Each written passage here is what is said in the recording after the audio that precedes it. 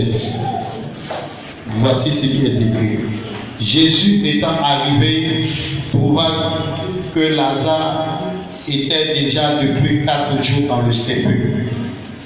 Et comme Béthanie était près de Jérusalem à 15 stades environ, beaucoup de Juifs étaient venus vers Marthe et Marie pour les consoler de la mort de leur frère. Lorsque Marthe apprit que Jésus arrivait, elle alla au-dessus de lui, tandis que Marie se tenait assise à la maison. Marthe dit à Jésus, Seigneur, si tu avais été ici, mon frère ne serait pas mort. Mais maintenant même, je sais que tout ce que tu demanderas à Dieu, Dieu te l'accordera. Jésus lui dit, ton frère ressuscitera. Je sais, lui répondit Marthe, qui ressuscitera à la résurrection au dernier jour. Jésus lui dit, je suis la résurrection et la vie. Celui qui croit en moi vivra même s'il meurt. Et quiconque vit et croit en moi ne mourra jamais. Crois-tu cela? Elle lui dit, oui Seigneur, je crois que tu es le Christ, le Fils de Dieu qui devait venir dans le monde. Ayant ainsi parlé, elle s'en alla, puis elle appela secrètement Marie, sa soeur, et lui dit, le maître est ici, et il te demande. Dès que Marie eut entendu, elle se leva promptement et alla vers lui. Car Jésus n'était pas encore entré dans le village, mais il était dans le lieu où Marthe l'avait rencontré. Les Juifs qui étaient avec Marie dans la maison et qui la consolaient, l'ayant vue se leva promptement et sortit. La suivit disant, elle va au sépulcre pour y pleurer. Lorsque Marie fut arrivée là où était Jésus et qu'elle le vit, elle tomba à ses pieds et lui dit, Seigneur, si tu avais été ici, mon frère ne serait pas mort. Jésus la voyait pleurer, elle et les Juifs qui étaient venus avec elle frémit en son esprit et fut tout ému. Et il dit, où l'avez-vous mis, Seigneur? Lui répondit-il, viens et vois. Jésus pleura. Sur quoi les Juifs disent, voyez comme il est maigre. Et quelques-uns d'entre eux disent, lui qui a ouvert les yeux de l'aveugle, ne pouvait-il pas faire aussi que cet homme ne meurt point? Jésus, frémissant de nouveau en lui-même, se rendit au sépulcre. C'était une grotte et une pierre était placée devant.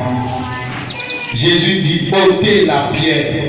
Marthe, la sœur du mort, lui dit, Seigneur, il sent déjà, car il y a 4 jours qu'il est là. Jésus lui dit, ne t'ai-je pas dit que si tu crois, tu verras la gloire de Dieu? Il ôtait donc la pierre, et Jésus leva les yeux en haut et dit, Père, je te rends grâce de ce que tu m'as exaucé. Pour moi, je savais que tu m'exauces toujours, mais j'ai parlé à cause de la foule qui m'entoure, afin qu'ils croient que c'est toi qui m'as envoyé. Ayant dit cela, il cria d'une voix forte, Lazare, sors! Et le mort sortit, les pieds et les mains liés de bandes, et le visage enveloppé d'un linge. Jésus leur dit, déliez-le et laissez-le aller. Amen. Acclame le Seigneur.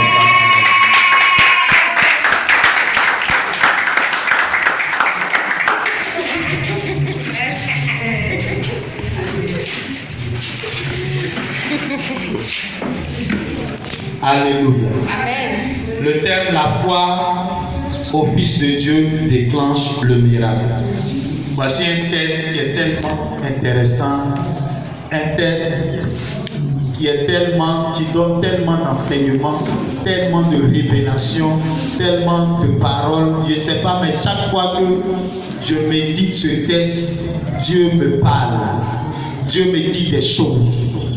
Chaque fois qu'il y a un danger, que je suis en train de chercher soit une solution, une réponse, que le Seigneur m'envoie dans ce texte, le Seigneur m'accorde des révélations qui décantent des situations.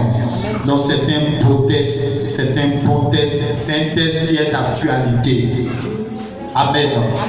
Ici, il s'agit de l'histoire de Lazare, de ses sœurs et de Jésus.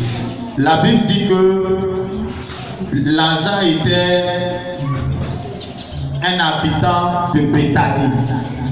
Lazare est une personne qui habitait à Béthanie, lui et ses sœurs. Lazare et ses sœurs, si on veut voir, avaient perdu déjà leurs parents. Donc c'est Lazare qui était comme l'homme de la maison et qui vivait avec ses sœurs. Et un jour va arriver, la Bible dit que Lazare est tombé malade. Et à ce moment précis, Jésus n'était pas dans la ville. Alléluia. Amen. Jésus était hors du village de Lazare. Et la Bible dit que les deux sœurs ont envoyé des messagers pour aller informer le maître pour lui dire que ton ami que tu aimes, Lazare, est malade. Et que sa maladie est une maladie mortelle. Que Seigneur, vraiment, nous te prions, dépêche-toi de venir. Et la Bible dit que Jésus va dire à ses messagers, j'ai compris, allez-y, je viens. Et la Bible dit, lorsqu'on lui a donné l'information, Jésus mit encore 2 jours. Et un jour, il était avec ses disciples et puis il dit, Lazare, notre ami, dort. Amen. Amen. Et les disciples disent que bon, mais si Lazare dort, c'est qu'on va aller le réveiller. Quelqu'un qui dort, c'est qu'il sera guéri. Donc, ils ne savaient pas que Lazare était déjà décédé. Et la Bible dit que Jésus va leur dire que Lazare est décédé, que nous allons partir le réveiller. Alléluia. Amen. Est-ce que tu peux acclamer pour Jésus? C'est-à-dire, lui, la mort n'est pas un problème pour lui. Et Jésus va leur dire, c'est à cause de vous-même que j'ai laissé Lazare mourir pour que vous voyiez encore la gloire de Dieu. Et la Bible dit que Jésus va aller dans le village de Marthe et Marie. Mais lorsqu'il était arrivé, la Bible dit qu'il n'entra pas d'abord dans le village. Il était resté à l'entrée du village.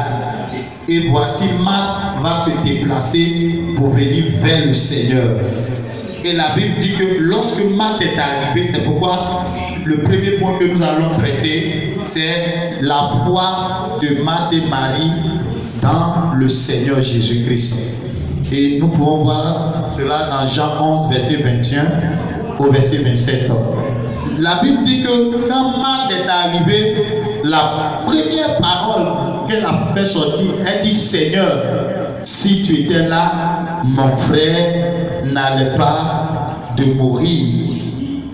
Et on peut voir ça dans Jean 11, le verset 21. Marthe dit à Jésus, Seigneur, si tu avais été ici, mon frère ne serait pas mort.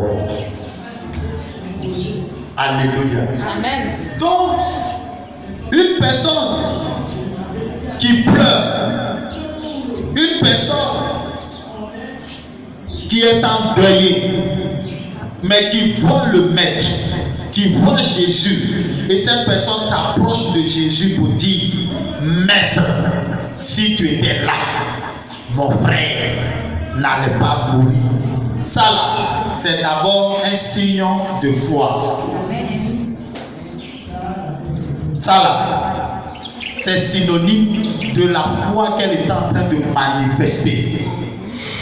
Est-ce que quand toi, tu traverses les douleurs, les situations difficiles, les situations compliquées, est-ce que tu t'approches du Seigneur pour lui dire que toi, tu crois que lui, le Seigneur, il peut faire quelque chose?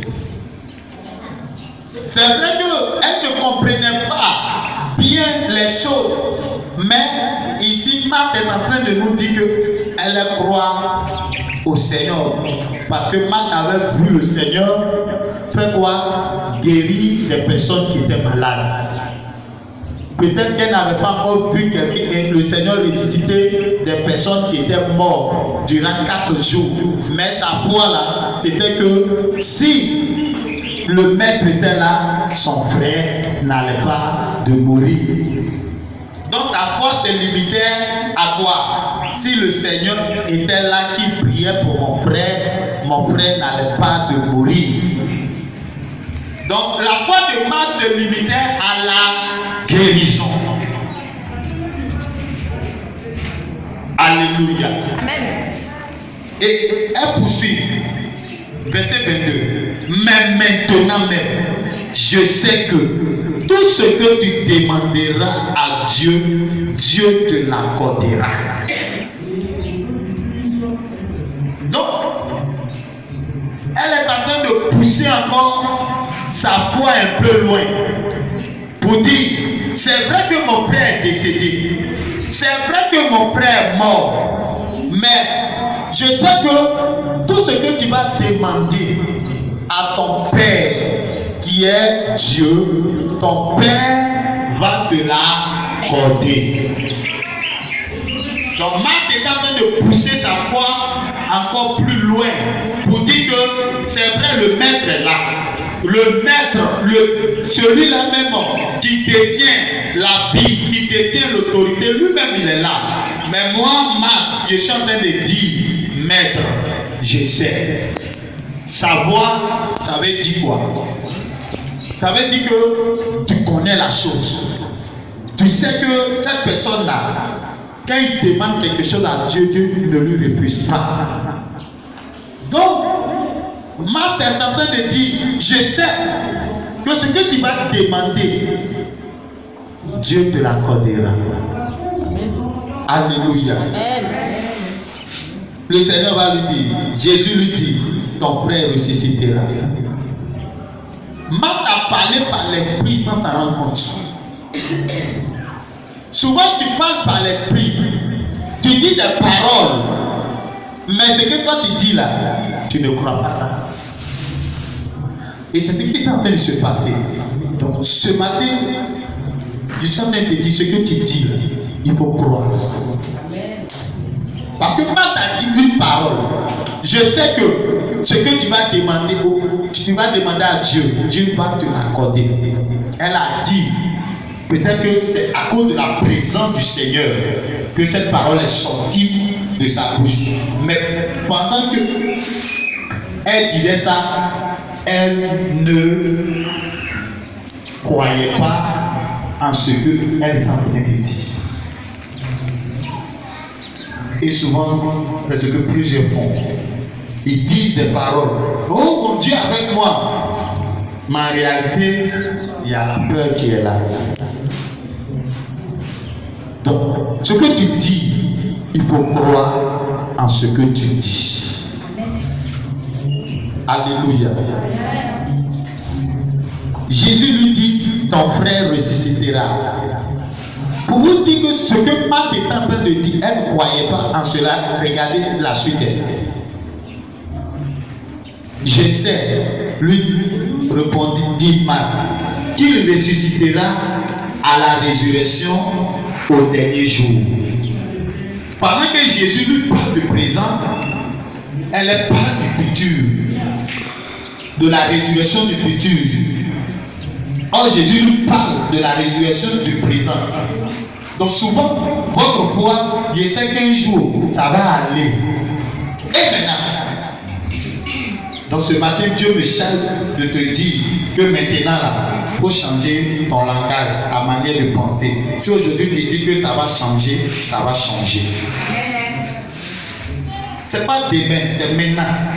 Quand on parle de la foi c'est pas le futur, c'est le présent.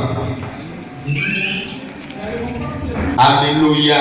Amen. Si tu es avec moi, acclame Jésus.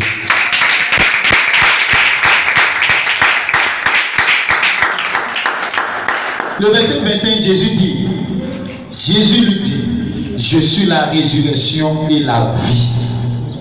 Celui qui croit en moi vivra même s'il meurt. Et quiconque vit et croit en moi ne mourra jamais. Crois-tu cela? Elle lui dit, oui Seigneur, je crois que tu es le Christ, le Fils de Dieu qui devait venir dans le monde. Donc, vous voyez, la Bible dit que quand elle a dit ça, Jésus lui a dit, je suis la résurrection et la vie. Celui qui croit en moi, il vivra même s'il est mort. Et Jésus lui pose la question, est-ce que tu crois cela? Donc s'il demande à elle, est-ce que tu crois cela? Tu crois qu'aujourd'hui, ta situation peut changer? Est-ce que tu crois que ta situation qui est compliquée, là, Jésus peut toucher ça? Alléluia. Amen. Est-ce que tu crois que ta vie de prière qui est devenue clopante, souvent tu dis Seigneur Jésus et puis est-ce que tu crois que Jésus peut toucher ta vie de prière ce matin? Souvent même tu étudies et puis ce que tu as étudié là, tu as oublié, tu oublies. Est-ce que tu crois que Jésus peut toucher ton intelligence ce matin? Alléluia. Amen. Alléluia. Amen. Le monsieur, il dit qu'il va t'appeler pour te donner un contrat. Et depuis là, le monsieur ne t'appelle pas. Maintenant, Jésus dit, si tu crois qu'il est la résurrection et la vie, c'est qui est mort, c'est que l'ennemi a envoyé, comme la mort spirituelle, la mort financière, le blocage. Il dit que si tu crois en lui, lui il est capable d'ouvrir ça. Amen. Il est capable. Et Marc, pour gâter encore le point, elle dit Seigneur, je crois que tu es le Fils de Dieu. Ça là, quand il dit ça à Jésus, lui-même est tellement content. Quand il reconnaît l'autorité de Jésus, quand il reconnaît qui꯫ Il est tellement content. C'est-à-dire, si tu as tellement de problèmes que c'est compliqué, si tu viens là, il ne faut rien demander à Dieu. Comme il dit Seigneur, je crois que tu es le Fils de Dieu. Je crois que tu es le Dieu tout-puissant.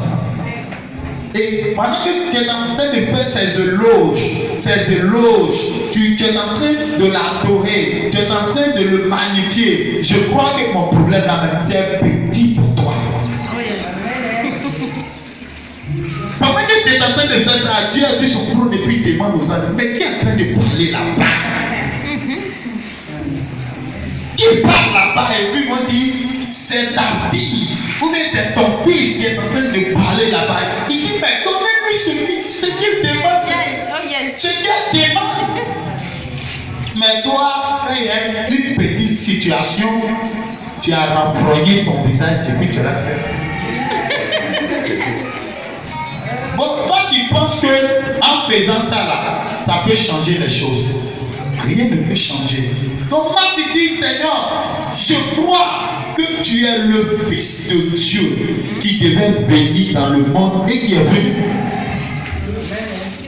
Donc quand c'est comme ça là, c'est-à-dire ton feu là, c'est comme si tu as mis encore de l'essence sur ton feu, puis ça fait. Alléluia. Amen. Ce matin, le Seigneur m'envoie t'exhorter pour te dire que tu dois avoir la foi en Jésus-Christ. Ton problème que tu as là, c'est petit devant Dieu. Ce que tu t'assois et puis tu ne dors pas la nuit à cause de ça, c'est petit devant Dieu. La situation de Marthe et Marie, leur situation était beaucoup difficile. Ils étaient en train de faire quoi? Funérailles. Des gens sont quittés même à Jérusalem pour venir leur dire condoléances. Mais ça n'a pas empêché Jésus de rentrer là-bas. Donc, si tu crois en Jésus, elles ont bien fait. Elles ont eu un problème. Elles pouvaient s'asseoir sur leur problème, mais elles ont dit, nous avons un ami. Notre ami là, quand il vient ici là, c'est chez nous, il dort. Dans le village là, personne ne croit en lui sauf nous. Tous ceux qui sont là, le vilipendent, le rejettent, disent qu'il n'est pas le Fils de Dieu. Mais nous l'avons accepté. Aujourd'hui, nous avions un problème. Il faut que notre ami vienne régler notre problème. Pour que ceux qui sont là, incrédules, sachent que notre ami est un véritable ami. Jésus a vu ça, il dit non, dans ce village-là, quand je vais, personne ne me reçoit, mais cette famille-là me reçoit. C'est pourquoi si dans ta cour, dans ton quartier, personne n'adore Jésus, que toi tu adores Jésus, que tu commences à avoir des situations compliquées, des problèmes, fais appel à Jésus. Parce qu'ils vont dire, mais tu n'as pas dit que tu adores Jésus, tu n'as pas dit que c'est toi qui as le véritable Dieu, et puis toi qui es là, tu pleures. On ne pleure pas, on appelle le maître. Le maître, j'ai des problèmes, viens m'aider, viens me soutenir, viens m'aider. Le maître, viens m'aider. Alléluia. Marthe et Marie pouvaient s'asseoir, mais la Bible dit qu'elles ne se sont pas assises pour se lamenter sur leurs problèmes, sur leurs douleurs. Elles ont fait appel au maître. Donc tu dois faire appel au maître. Si tu crois que Jésus-Christ est le Fils de Dieu, Jésus-Christ est celui qui devait venir dans le monde pour sauver l'humanité, pour aider les hommes. Si tu as un problème, tu dois le faire appel. Il va venir à ton secours. Amen. Et le deuxième point que nous allons traiter, l'adoration de Marie à l'égard du Fils de Dieu. Jean 11, verset 32. La Bible dit que quand ça s'est passé, il y a Marthe qui est parti vers sa soeur pour lui dire, le maître est venu, le maître est là, et le maître te demande, le maître te dit de venir. Et la Bible dit au verset 32, lorsque Marie fut arrivée là où était Jésus et qu'elle le vit, elle tomba à ses pieds et lui dit, Seigneur, si tu avais été ici, mon frère ne serait pas mort. Tomber devant le Seigneur, tomber au pied du Seigneur est synonyme d'adoration, est synonyme d'abandon, est synonyme de dire que Seigneur, je m'abandonne dans tes mains. Seigneur, voici le problème que je traverse. Je sais que de par ma propre force, je ne peux pas régler ce problème. De par mon intelligence, je ne peux pas résoudre ce problème. C'est pourquoi, Seigneur, je m'abandonne à toi. Et la Bible dit qu'elle s'est jetée au pied du Seigneur. Elle tomba au pied du Seigneur et elle répéta la même parole que sa soeur avait dit. Seigneur, si tu avais été là, mon frère n'allait pas te mourir. Alléluia. Amen. Gloire à Jésus. Amen. Et la Bible dit, quand elle est tombée, la Bible dit qu'elle a commencé à pleurer. Et les Juifs qui étaient venus avec elle aussi pleuraient. Et la Bible dit que le Seigneur frémit dans son esprit. Le Seigneur a frémi dans son esprit. Ça veut dire quoi? C'est-à-dire, tu es là et puis tu t'effraies d'une manière, tu trembles d'une manière. La Bible dit qu'il était là, il a été frémi, c'est-à-dire le Saint-Esprit l'a secoué. Vous dites, tu dois faire quelque chose. Tu dois faire quelque chose. Et la Bible dit que le Seigneur Jésus était ému de compassion. Il était ému de compassion. Alléluia. Amen. Gloire à Jésus. Amen. Gloire à Jésus. Amen. Alléluia. Amen. Quand le Seigneur a commencé à comprendre, il est Dieu, il est au ciel. Il y a certaines choses que lorsqu'il n'est pas dans la chair, il peut ne pas comprendre. Mais lorsqu'il est venu dans la chair, il a commencé à comprendre pourquoi les hommes pleurent, pourquoi les hommes, quand il y a des situations difficiles, ils sont déboussolés. Il a commencé à comprendre ces choses. La Bible dit qu'il frémit. Il était ému de compassion. Alléluia.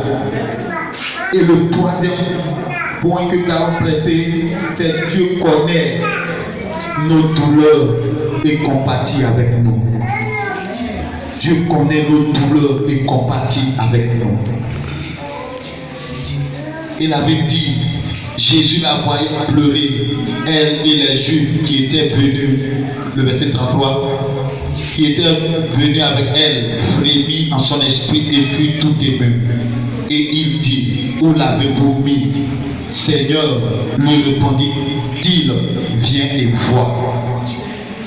Donc, quand le Seigneur les a vus pleurer, il a vu Marie qui pleurait sur son frère qui venait de partir. Peut-être qu'elle est en train de dire, c'est mon frère qui était tout pour nous, c'est lui qui nous donnait de la nourriture, c'est lui qui est le seul homme qui nous reste. Mais Seigneur, voici la mort est venue prendre mon frère, voici la situation, Seigneur, qui se présente. Et la Bible dit que pendant qu'elle pleurait, les Juifs qui étaient venus l'accompagner aussi pleuraient. Alléluia. Et tellement ça a troublé le Seigneur demande, où l'avez-vous mis? Alléluia. Amen. Et la Bible ajoute, Jésus pleure.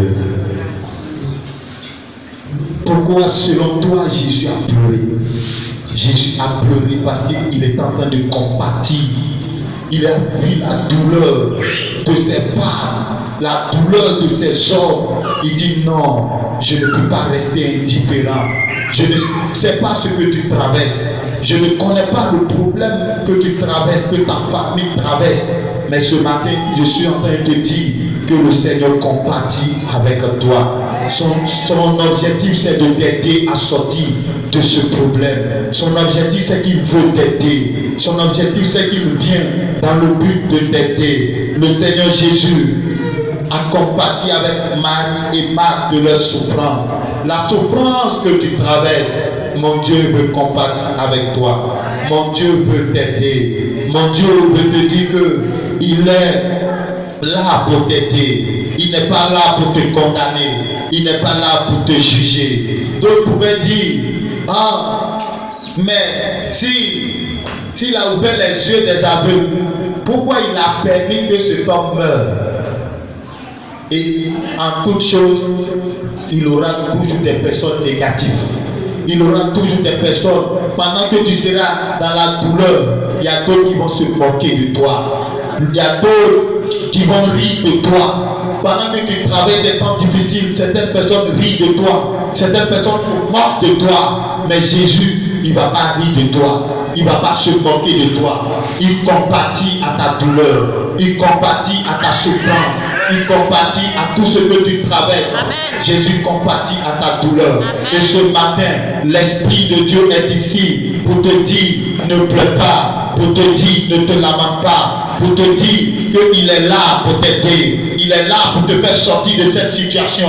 Il est là pour te venir en aide. Alléluia. Alléluia. Et la Bible dit, Jésus va dire, où l'avez-vous mis? Et la Bible dit que Marie va dire, mais Seigneur, il sent déjà. Il dit non, même s'il sent, ce n'est pas un problème.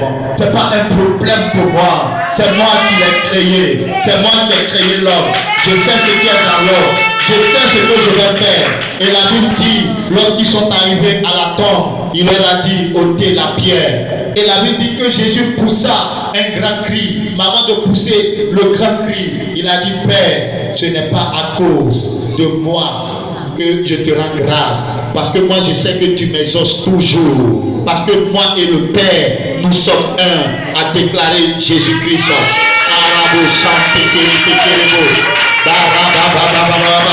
Depuis longtemps, l'ennemi dit, j'ai mis une marque sur elle. Personne ne peut la voir. Elle ne peut pas se marier.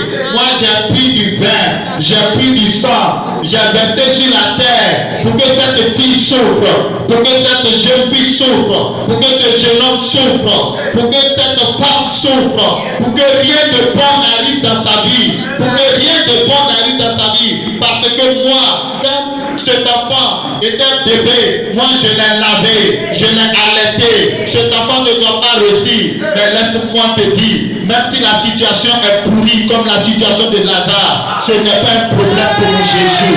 Ce n'est pas un problème pour Jésus. Il est capable de te faire sortir là où le diable t'a mis. Il est capable de t'enlever de la tombe où Satan t'a mis. Il est capable d'enlever ton étoile là où tu as été enterré. Il est capable. C'est Dieu si merveilleux. C'est Dieu si grand. C'est Dieu si puissant. Il est fidèle. Alléluia. J'étais à Abidjan ici et puis je priais. À un moment donné, le Seigneur me fait voyager. Le Seigneur m'envoie dans un village à San Pedro et il m'envoie dans un champ. Et je vois plusieurs personnes qui sont en train de creuser. C'est comme si ceux qui sont en train de creuser là, le Seigneur m'envoie pour regarder ce qui. Donc c'est comme si c'est quelque chose de moi. Ils ont pris quelque chose de moi et puis ils ont creusé, ils ont mis des dates. Pour dire celui-là, nous allons bloquer sa vie. Il va partir il va retourner à la case de départ. Mais il ne sait pas que celui qui a créé la terre, c'est mon Dieu. Il ne sait pas que celui qui a créé la terre, la forêt, c'est mon Dieu. Donc mon Dieu a ouvert les yeux pour que je voie. Ils font des réunions sur des cocotiers. Il y a un cocotier quelque part là-bas. Et au niveau du cocotier, c'est comme s'il y a un autre monde après le cocotier. Et puis moi je suis ici, le Seigneur ouvre mes yeux et dit regarde ce qu'ils sont en train de faire là-bas. Ils sont en train de faire réunion contre toi. Il dit ça ne peut pas marcher. Je les disperse là-bas. Seigneur, je les disperse. Pour te dire que ton problème n'est pas un problème pour Dieu. La situation que tu traverses n'est pas une situation pour Dieu. Le mariage que tu cherches n'est pas compliqué pour Dieu. Le travail que tu cherches n'est pas compliqué pour Dieu. Laisse-moi te dire, la relation que tu cherches avec Dieu n'est pas compliquée pour Dieu. Dieu t'aime. Dieu t'aime ce matin. Dieu veut t'aider ce matin. Dieu compatit avec toi ce matin. Dieu veut que tu partes de là-bas. Dieu veut que tu partes de là-bas. La maladie que l'ennemi envoie, ce matin, cette maladie va te quitter. Ce matin, le voile qui était sur toi, mon Dieu déchire cela au nom de Jésus. Le retard que le diable avait envoyé dans ta vie, ce retard s'arrête à compter d'aujourd'hui. Au nom de Jésus-Christ. Alléluia. Et la Bible dit Jésus pleura. Pourquoi Jésus a pleuré? Il a pleuré d'abord pour compatir la douleur de ses deux sœurs. Il a pleuré encore à cause de l'incrédulité de ceux qui étaient là. Ah, combien de fois des personnes peuvent être incrédules? Combien de fois des personnes peuvent être incrédules? Ils ont vu Jésus a ouvert les yeux des aveugles. Et puis ils disent, mais s'il aimait si tant, pourquoi il n'a pas permis que cet homme ne meure pas? Quelle incrédulité à outrance. Ce matin, c'est pourquoi si l'ennemi avait envoyé l'incrédulité dans ta vie pour t'empêcher de voir la gloire de Dieu, je brise cette incrédulité dans ta vie. Je détruis cette incrédulité dans ta vie. Je brise ces raisonnements dans ta vie. Au nom de Jésus-Christ. Amen. Et la Bible dit que ils sont arrivés à la tombe. Voici ce que Jésus va dire. La Bible dit qu'il a poussé un grand cri. Et Lazare qui était mort depuis 4 jours. Cela n'avait jamais été. Et la Bible dit que Lazare est sorti de la tombe. 4 jours pour dire que le Seigneur Jésus fait des choses qui étonnent les gens. C'est pourquoi je suis en train de te dire, ton miracle va étonner les gens. Ta bénédiction va étonner les gens. Ton élévation va étonner les gens. Ils disent qu'ils t'ont mis dans un endroit où tu ne vas jamais t'en sortir, non. Mais moi j'ai dit, tu vas sortir et puis ils vont voir et ils ne pourront rien te faire. Au nom de Jésus-Christ, ils ne pourront rien te faire. Parce que Jésus aura mis son sceau sur ta vie, son sceau sur ta vie. C'est pourquoi je suis en train de dire à une personne, laisse-moi te dire que le temps de ton mariage est arrivé. Le temps de ton mariage est arrivé. Le temps de ton mariage est arrivé. Le temps de ton mariage est arrivé. Le temps de ton mariage est arrivé. Le temps de ta consécration avec Dieu a sonné. Le temps de ta consécration avec Dieu a sonné. Le temps de ton alliance avec Dieu commence à compter d'aujourd'hui. Désormais, tu vas prier comme jamais tu ne priais. Désormais, tu vas chercher la face de Dieu comme jamais tu ne l'avais cherché. Désormais, tu seras au pied du Seigneur, en train de soupirer, en train de prier, en train de le chercher, en train de l'appeler, en train de dire Seigneur, il est l'heure, je dois faire l'œuvre de Dieu. Il est l'heure, je dois sauver les âmes. Il est l'heure, je dois gagner des âmes pour toi. Seigneur, désormais, je te donne ma vie. Désormais, je marche avec toi. Désormais, je domine sur mes ennemis. Seigneur, désormais, j'irai de l'avant avec toi. Partout, ma famille n'est pas arrivée. Moi, j'y arriverai. Seigneur, j'irai de l'avant. Je vais changer l'histoire de ma famille. Je vais changer l'histoire de ma famille. Je vais changer l'histoire de ma famille. Dans ma famille, il n'y avait pas de cadre. Seigneur, je serai le premier cadre. Je serai la première cadre. Seigneur, dans ma famille, il paraît qu'il y a des changements. Je suis le porte-parole de Dieu auprès de ma famille. Je suis le porte-parole de Dieu auprès de mes frères et sœurs. Je déclare que ces choses t'arriveront. Ces choses t'arriveront. Ces choses vont arriver. Ces choses vont arriver. Il est l'heure, il est l'heure. Il est l'heure de rentrer dans ta grâce. Il est l'heure d'être réveillé. Le réveil vient sur toi.